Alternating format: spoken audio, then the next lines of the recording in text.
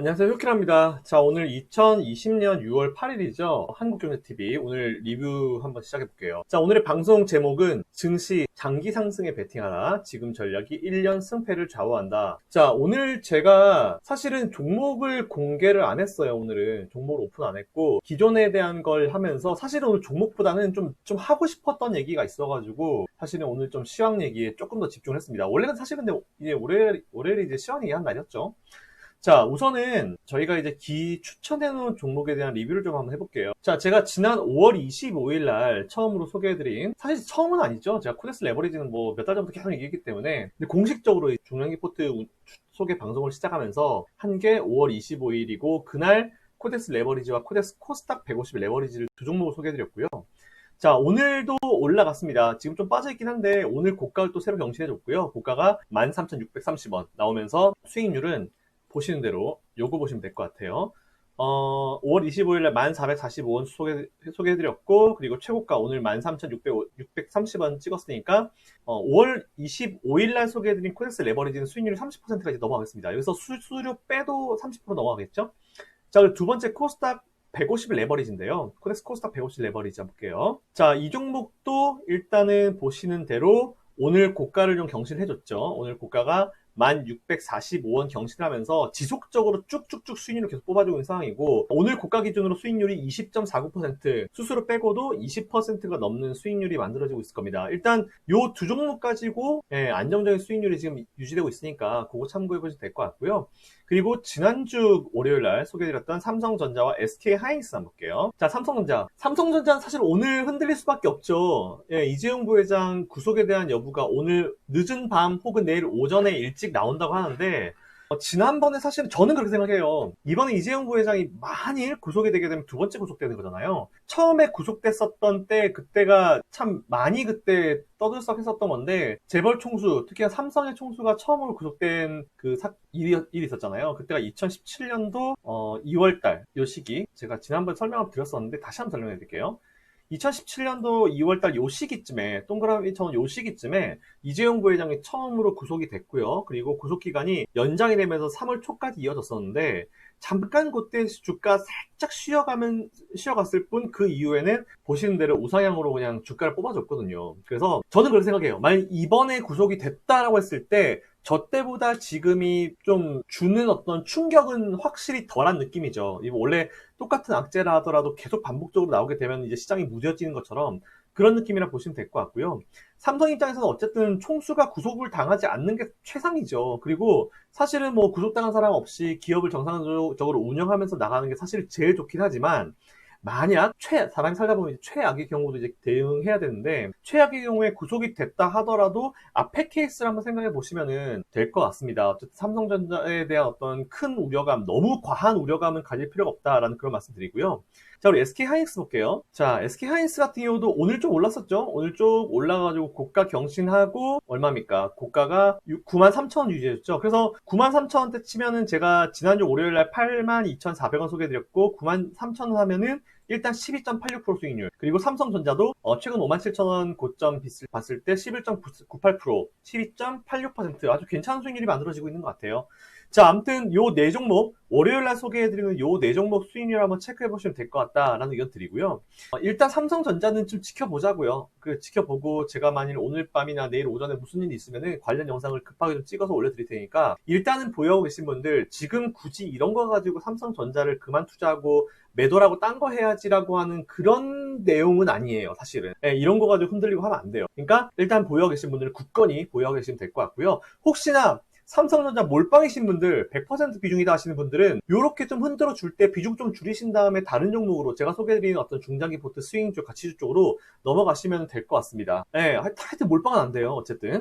자, 그리고 제가 지난주에 이 종목들에 대한 목표가를 상향 조정하겠다, 그런 얘기를 했잖아요. 근데 오늘 이제 최근에 기사를 보니까 동학개미가 1차전을 승리했다, 뭐 이런 기사들 내용들 되게 많이 보이시죠. 그래서 이제 시장의 주요 주체인 개인, 외인, 기관 중에 항상 당하는 위치에만 있었던 개인들이 1차전을 이겼다라는 어떤 기사 내용들인데요. 그러면은 누군가가 이제 물량을 던졌기 때문에 개인들이 물량을 다시 땡겨올 수 있는 그런 거잖아요. 그래서 과연 개인들이 누구의 물량을 땡겨왔는지 그거를 한번 우리가 같이 볼 수 있도록 할게요. 개인들이 누구한테 물량을 뺏어왔는지를 우리가 좀 볼 때 제일 좋은 게 아무래도 이제 시가총액 최상위 종목이 삼성전자를 보시는 게 알겠죠? 잘 볼게요. 삼성전자 지난 3월 달에 주가가 이렇게 급락을 했습니다. 자, 거래량이 어느 정도 나와줬고요. 보시면은 개인들이 그죠? 요거는 개인이고요. 요거는 기관이고 요거는 외국인이에요. 순매수 금액 기준이고요. 자, 이렇게 시장이 주가가 급락할 때 개인들이 매수를 해줬습니다. 근데 이때 매도를 제일 많이 한 게 누구냐? 바로 외국인들이에요. 외국인들이 손절을 했든 어쨌든 매도를 했든지 간에 내가 손절 안 했고 그냥 매도한 것 같아요. 그냥 어느 정도 좀 짧게 추익 시작했는데 외인들이 어쨌든 매도한 물량을 개인들이 지수가 하락하면서 이걸 다 받아냈어요. 그때 딱히 기관은 뭐 딱히 나서는 건 별로 없었죠. 그냥 그때 매수 매도로 왔다 갔다 하면서 특별히 시장에서 나서는 건 없었는데 최근에 보면요. 지난주에 특히 주가가 한번 확 급등했었죠. 제가 이 자리에서 소개해드리고 나서 바로 이제 삼성전자 급등하고 있잖아요. 거래량 나왔는데 문제가 뭐냐면은 개인들이 팔고 있어요. 개인들이 조금 삼성전자가 치고 올라오니까 팔고 있고 이거를 누가 받았냐? 기관이 받고 있거든요. 차라리 외국인들은 딱히 별로 안 나서고 있어요. 자, 그러면 우리가 여기서 뭘 봐야 되냐면은 시장이 하락하는 구간에서 계속 이렇게 개인들이 매수했다고 봐요. 그럼 얘네들이 어쨌든 요 자리 매수하면 중간 정도 요 자리 매수가가 나올 거 아니에요. 그럼 대략적으로 52,500원이라는 대략적으로 이 평균 매수가가 나오는데 그럼 최근에 올라갔을 때 팔면은 사실 수익이 별로 안 나와요. 수익폭이 뭐 10%도 안 되는 이런 상황에서 매도하는 개인들도 분명히 많다는 건데 더 열받는 건 뭐냐면 이 물량을 또 기관들이 다 받아먹는다는 거죠. 네, 이게 참 좀 그래요. 네, 그래서 제가 여러분들께 오늘 좀 준비한 내용이 뭐였냐면은 최근에 일반적으로는 외인이나 기관이 저점 매수해서 주가나 지수를 끌어올린 다음에 고점에서 막 얘들이 홍보하고 해서 개인들이 그 물량을 다 받고 결국 이제 개인들이 물량발이가 됐었는데 최근에는 어떤 사이클이 조금 바뀌면서 동학 개미 1차전 승리가 얘기가 나오고 있어요. 그래서 이게 흐름이 계속 이어질 건가? 라는 내용이었었는데 일단 지금이 정말 중요한 시점이에요. 여러분들이 어떻게 반응하냐, 우리 개인 투자자들이 어떻게 반영하냐에 따라 가지고 몇 년 후에 이 승패가 완전히 갈라질 것으로 보고 있는데 보시면 이제 이렇게 개미들이 계속 떨어지는 가운데에서 매수를 한다 하더라도 지금 수익률권이 얼마 안 나와요. 그러니까 그 부분 참고하시고 지금은 괜히 막 이번 삼성 이슈 같은 거 갖다가 더 부각을 시키면서 막 개인들한테 물량을 뺏고 싶어 하는 어떤 애들이 되게 많은데 뺏기시면 안 돼요. 지금은 아니에요. 그리고 증시에는 어떤 얘기가 있냐면은 개인들이 물량을 내려놔야지 주식시장이 움직인다. 주가가 올라간다. 이런 얘기가 있긴 있어요. 있긴 있는데 물론 어쩔 수 없이 지금 파시는 분들은 방법이 없습니다. 어쩔 수 없는데 웬만하면 지금은 삼성전자 포지셔닝은 그대로 좀 유지를 해주셨으면 좋겠어요. 지금 팔 거 아니에요. 이재용 부회장 구속 이런 거 가지고 팔 거 아니에요. 실적이 꺾이고 성장력이 꺾이고 중국한테 뭐 따라잡히고 뭔가 문제가 발생했을 때 그렇게 해야지. 아니 이미 2분기에 이 전자 관련 업종들 안 좋은 거 다 알잖아요. 근데 이번에 미국의 마이크론이 예상 밖의 실적 예상치를 발표를 하면서 생각보다 나쁘지 않을 수 있겠나라는 그런 상황이 지금 만들어지고 있는 상황이에요. 그러니까 기관들이 이렇게 들어오고 앉아있는 거죠.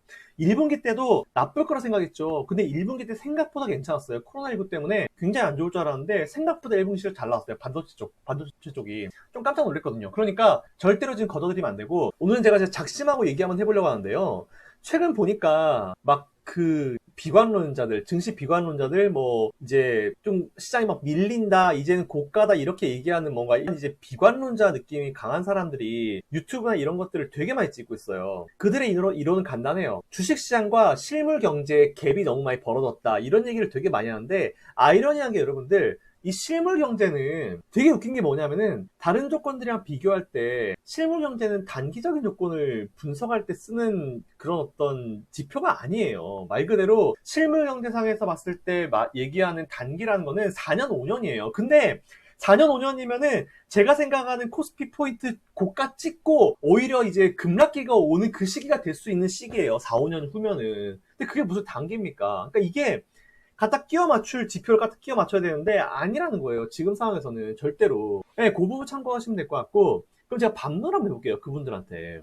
그러면 2008년도 금융위기 이후에 과연 경기가 괜찮아졌다 생각하세요? 경기 침체에 대한 부분, 실물 경제가 과연 그때 이후에 괜찮아졌다 생각하세요? 그들의 주장에 따르면 아니란 얘기겠죠. 더 안 좋아지고 더 어려워질 거다라고 얘기할 거 아니에요. 근데 그러면은 실물 경제를 들이밀면서 주식시장이 앞으로 이제 좀 애매할 것 같다라고 지금 당장 이제 단기적으로 이제 분석하는 분들 당연히 그러면은 2008년도 금융위기 이후에 경제 상황이 나아지지 않고 실물 경제도 나아지는 부분이 없기 때문에 지수가 밀려야 정상일 거 아니에요. 그냥 보여드릴까요? 어떻게 됐는지? 2008년도 이후에? 네. 보신 대로요. 2008년도 금융위기 이후에 한번 확 슈팅, 횡보, 확 슈팅. 최근에 좀 내려오긴 했지만 다시 올라가고.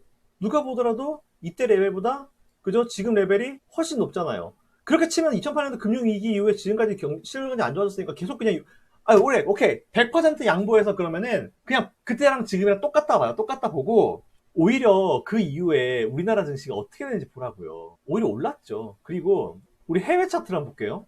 2008년도 금융위기 이후에 제가 아까 방송에서 얘기 안 했는데 그 뉴욕 대학교의 루비니 교수 제가 그분 별로 안 좋아하는데 맨날 하와이안 티셔츠 같은 거 입고 나와가지고 맨날 뭐 밀린다면 이번에도 또 루비니 교수 나와가지고 또 뭐 더블 DB는 어쨌다 언제 얘기했냐면은 요때 코비드 요때 또 은근슬쩍 나와가지고 지금 이거만 이제는 거품이 사라질 때가 됐다 얘기하더라고요. 근데 희한하게 그분이 거품 사라질 거라고 얘기하면 지수가 올라.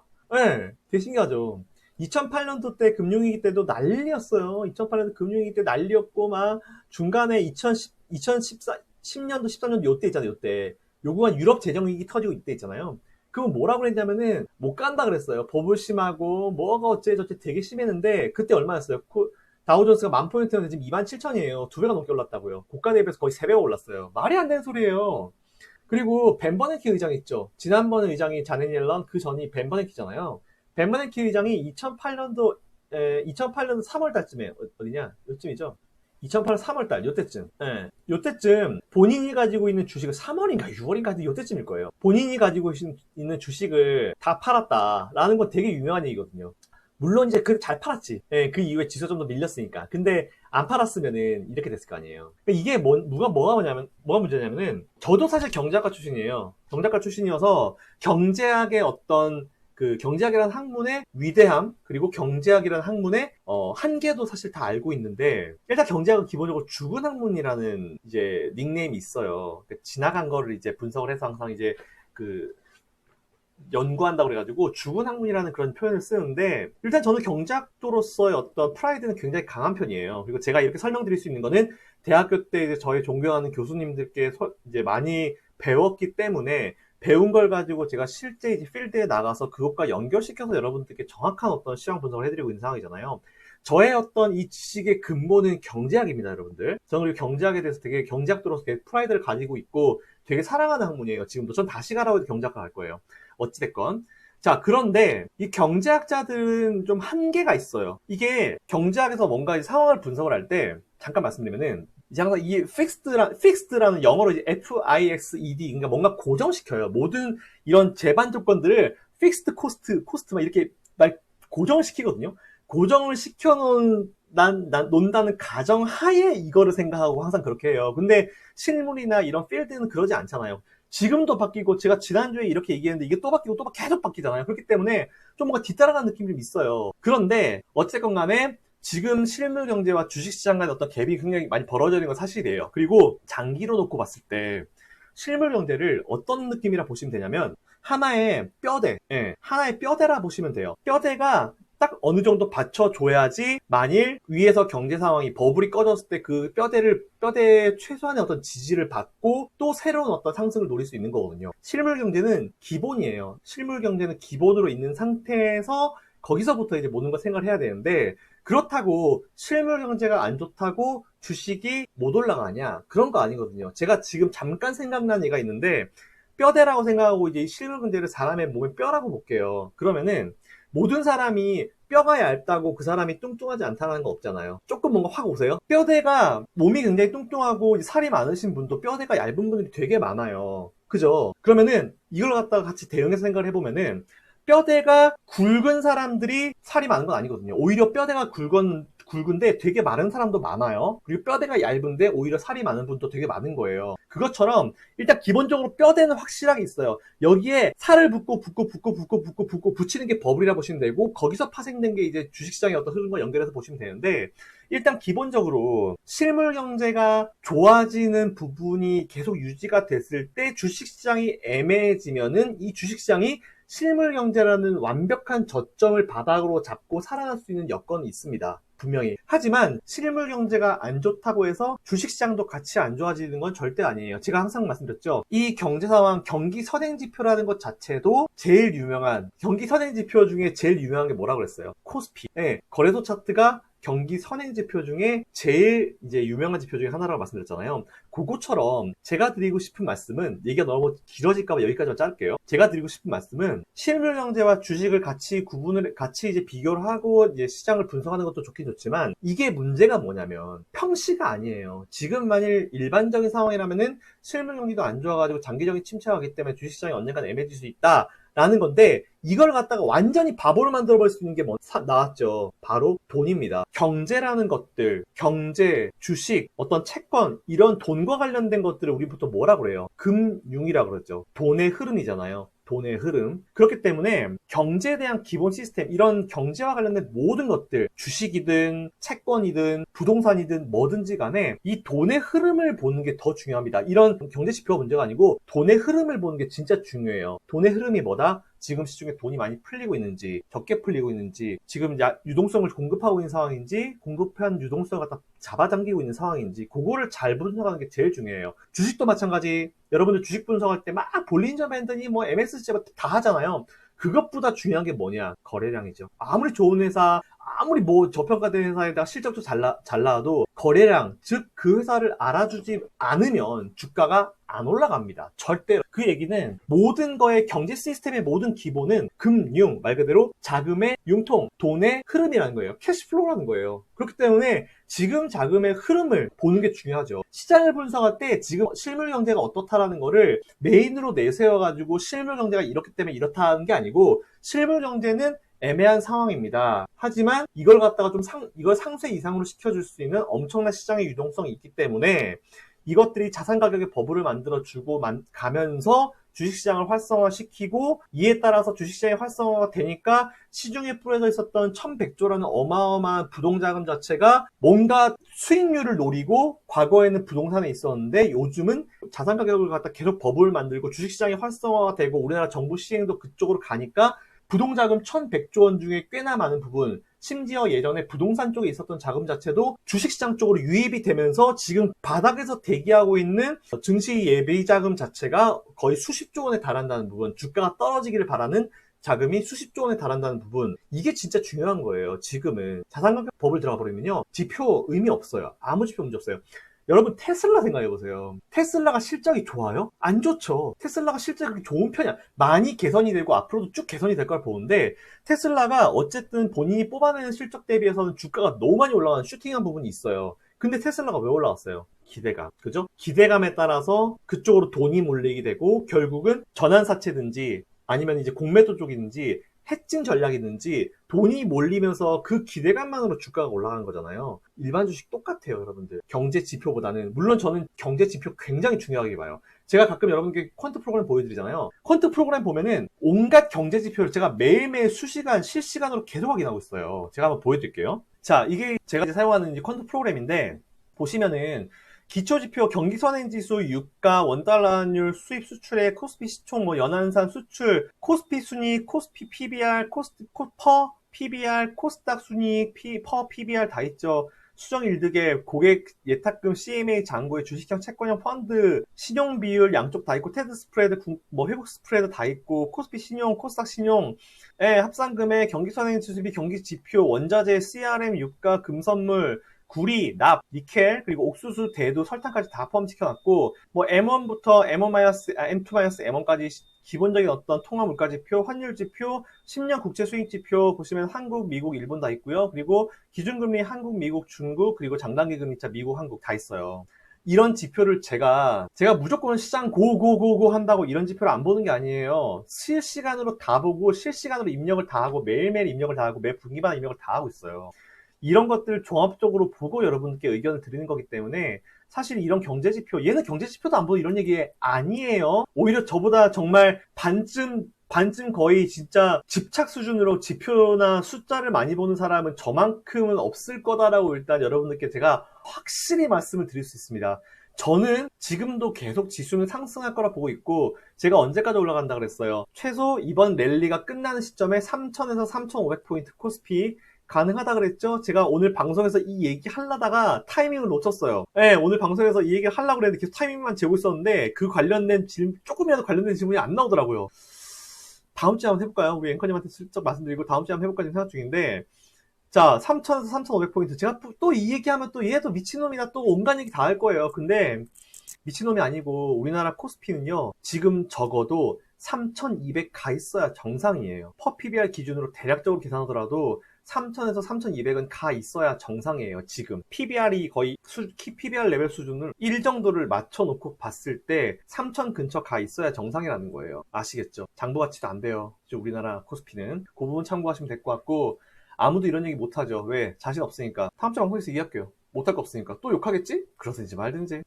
자, 한번 제가 또 최근에 이제 은행권에 있는 후배들이랑도 얘기를 많이 했는데 되게 힘들어 하더라고요. 신규 고객 유치가 안 돼요, 형. 주변에 좀 자산이 있는 분들 소개 좀 해주세요. 이런 얘기 되게 많이 듣는데, 일단 시중에 지금 부동자금이 1,100조 원이죠. 1,100조 원이고, 이게 최근에 은행 쪽으로 조금 유입되는 것 같기도 했는데, 1년 금리가 이제 0%대, 심리적 마지노선이 1%라고 그러는데, 이게 깨지면서 증시 쪽으로 유입되고 있습니다. 그리고 최근에 증시의 부동자금이 2013년부터 2019년 사이에 부동산 시장을 달고 썼던 자금들이 굉장히 많이 들어왔어요. 예. 그리고 다양한 사람들이 급락 나올 것 같다, 더블립 나올 것 같다, 기도 안 차죠. 저 환경에서도 몇 분 있어요. 맨날 그거 얘기하는 분 있었는데, 제가 그거 하면서 오히려 한 두어 달 전쯤에 그런 분들이 계속 더블립 급락 얘기할 때 제가 방송 나와서 오히려 일부러 세게 얘기했어요. 뭔 소리냐, 그냥 말 같은 소리 하지도 말고, 그럼 그딴 거 안 나오니까 무조건 이제 고고고 해라. 그렇게 말씀드렸고, 제가 이제 오히려 저는 시장 긍정론자라는 얘기까지 들었죠. 그죠? 전 계속 고고하고 있으니까. 긍정론자는 아니고 팩트만 말씀드리는 거예요. 나중에 어느 순간, 제가 지난번에 설명드렸지만, 어느 순간 갑자기 자 주식 다 매도하고 현금 갖고 하십시오라고 할 수도 있어요. 그때도 물론 엄청난 욕을 먹고 있을 거예요. 왜냐하면 그때 제가 장담하는데 주식시장이 엄청나게 좋은 상황일 거예요. 너도 나도 할 거 없이 돈 끌어서 주식하는 그런 상황일 거예요. 그때 제가 찬물을 끼얹는 게 아니고 이번에도 모두가 안 간다고 할 때 저 혼자 간다 그랬잖아요. 이번처럼 그때도 여러분들이 꼭 도움을 받으실 수 있을 만한 내용을 준비할게요. 제가 뭐 여러분들한테 장사를 하겠어요? 뭘 하겠어요? 그저 저는 여러분들이 투자를 잘 하셨으면 좋겠어요. 개인 투자들이 조금 더 스마트해졌으면 좋겠다라는 그런 바람 하나밖에 없습니다. 그냥 제가 방송한다고 저한테 좋은 게 뭐가 있어요. 전 방송을 좋아서 하는 거죠. 잘 하지는 못하지만. 자, 아무튼 지금 시장에 얼마나 돈이 많냐. 1,100조에 달하는 부동자금 있죠. 그리고 지난번 정부가 발표한 증시 안정기금 있죠. 그거 아직 오픈도 안 했어요. 그리고 연기금이 기존보다 2%포인트 정도, 2.5%포인트 정도 국내 주식 투자 비중을 올리겠다라고 이제 발표했었죠. 그리고 마지막 건데요. 대주주 양도세. 아, 이거 진짜 됐으면 좋겠어요. 대주주 양도세 기준 변경이 올해 지금 이제 하반기에 예정되어 있는데, 이게 1년 유예할 수 있다라는 그런 기사가 지난주 금요일에 나왔어요. 이거 되면 진짜 대박인데. 올해 시장은 이거 되면 슈팅 나온다니까요. 이거 되면 한번 레벨업 될 수 있어요.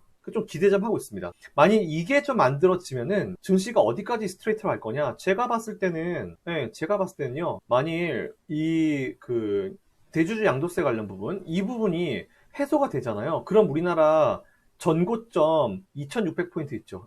이거 올해 도전할 수 있어요. 네. 아니, 이거 이상도 갈 수 있어요. 저는 가능성 충분하다 봐요. 저만 그럴 수 있겠죠? 지금 보면 또 2200, 이런 얘기 한다 또 보면 다른 사람들이 이런 얘기해요.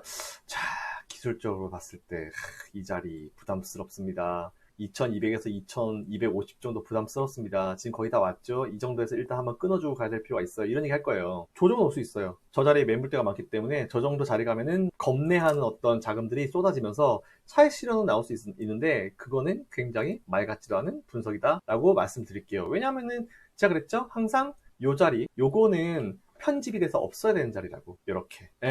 없어야 되는 자리라고 하는 거예요. 저는 그렇게 항상 강조를 하죠.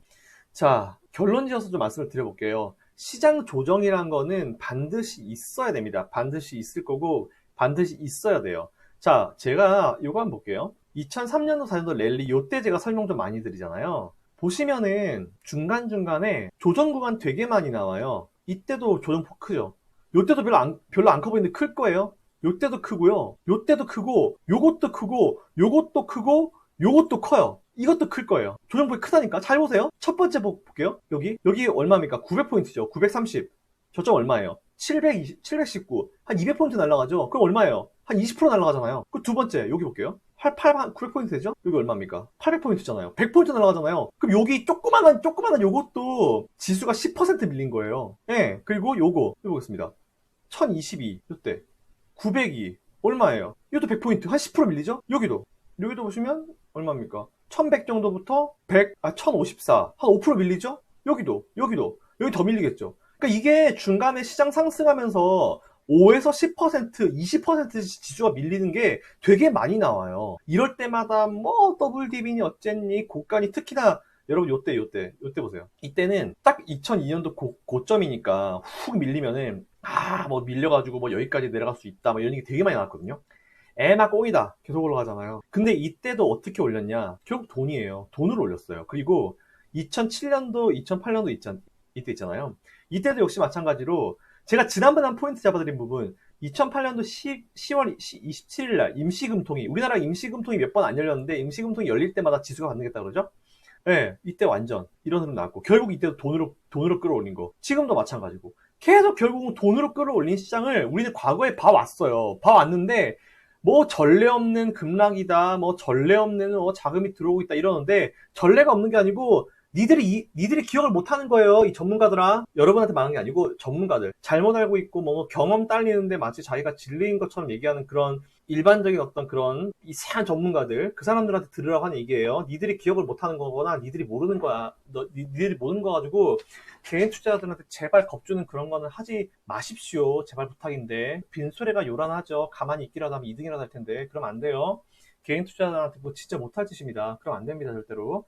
자, 엄청난 수준의 급락, 뭐 지수 꼭대기, 최근에 말도 말 같지도 않은 낭설들이 진짜 많이 나오는데 그런 주장을 하기에는 바닥권에서 돈이 정말 많습니다. 그리고 조금씩 지수가 계속 올라오고 강한 모습을 보여줄 때마다 그렇게 말했던 사람들이 말을 슬슬 바꾸기 시작하죠. 그죠? 저는 욕을 먹든지 말든지 몇 개월 전부터 계속 레버리지 얘기하고 개인들 인버스 제일 많이 매수하고 할 때도 방송 나가서 욕 먹을까 하고 여러분들 잘못하고 있는 거예요. 인버스 아니에요. 레버리지 매수하세요. 했었던 분들 매수 한번 해보세요. 한번 해보시면 중간에만 따라서도 수익률 60% 70% 찍혔을걸? 지금 인버스는 계속 지금 삽질을 하고 있는데 우리 그러니까 전열을 가다듬고 다시 한번 뭔가 객관적으로 좀 컴다운 시킨 상태에서 한번 보실 필요가 있을 것 같아요. 포트폴리오 너무 빠른 매매 하지 마십시오. 수수료만 뺏기고 좋지 않아요. 자, 그러면은 제가 컨셉을 하나 좀 더 드릴게요. 제가 원래는 우리 코덱스 레버리지 얘기 한번 해볼게요. 제가 원래는 코덱스 레버리지 저점 매수하고 최근에 매수 소개해드리면서 제가 한 번도 얘기하지 않았던 얘기를 한번 해볼게요. 여러분 적금 있으신 분들 있으시죠? 네, 적금 있으신 분들은 매달 뭐 회사 다니시는 분들 5만원이든 10만원이든 조금씩 코덱스 레버리지 코덱스 코스닥 150 레버리지를 매달 딱 지정된 날에 적금 같이 모아가셔도 된다라는 그런 의견 드리겠습니다. 지속적으로 홀딩 가능 의견 그리고 드리고요. 그리고 최근에 이제 물량을 엄청 많이 뺏기고 있는 삼성전자 얘기 한번 해볼게요. 삼성전자 최근에 좀 올라왔다 하더라도 제가 6만원짜리 제시해드렸는데 6만원이 뭐냐면 그냥 스타팅 포인트예요. 2월달 3월달 이 이슈가 없던 이 시점 이때로 돌아가야 되기 때문에 일단 6만원 주가 갖다 놓고 봐야 되거든요. 아직 안 올라왔죠? 그대로 일단 홀딩 하시면 될 것 같고 정신 바짝 차리고 이거 가지고는 우리가 투자를 걷어들일 거는 아니다라는 걸 한 번 더 말씀드릴게요. 근데 지금까지는 잘했는데 앞으로가 더 중요해요. 여러분들 우리 개인들 좀 힘내서 조금 더 스마트해졌으면 좋겠습니다. 자, 상승장주에 여러분을 최소한 IT로 50% 이상 비중이 짜져 있어야 돼요. 그리고 오늘 우리 PD님께서 말씀하셔서 살짝 멘트 드리면은 시크리컬 최근에 이쪽 업종으로 지금 관심이 분산되고 있다. 근데 시크리컬이 보통 이제 조선, 철강, 뭐 해운 쪽 에너지 정유화가 이쪽이잖아요. 그 중에서 딴 건 모르겠고 조선 하지 마세요. 조선 아니에요. 조선 아까 방송에서 제가 얘기하다 말았는데 큐피가요. 제가 옛날 미국에 있을 때 얘들이랑 일을 해봤거든요. 해봤고 과거에 또 사례가 있는데 예전에 2004년도구나. 2004년도에 이제 큐피 쪽에서 도크 계약을 그때 90개를 그때 수주한 적이 있어요. 근데 그때 이후에 어떻게 되냐면은 총 53척 정도가 최종으로 했습니다. 90개 도크를 계약을 했는데 결과론적으로는 53척 배. 네, 그래서 일단 현재 지금 이거는 가계약 단계라는 걸 여러분들 분명히 아셔야 되고요. 통상적으로 정식 계약으로 넘어가게 되면요 발주량이 감소해요. 이거는 항상 있었던 일이기 때문에 그러고 100% 수주를 했다 하더라도 연간 실적명이 떨어지고 이번에 너무 후려치기 했어요. 너무 싸. 배값이 너무 싸. 심할 정도로.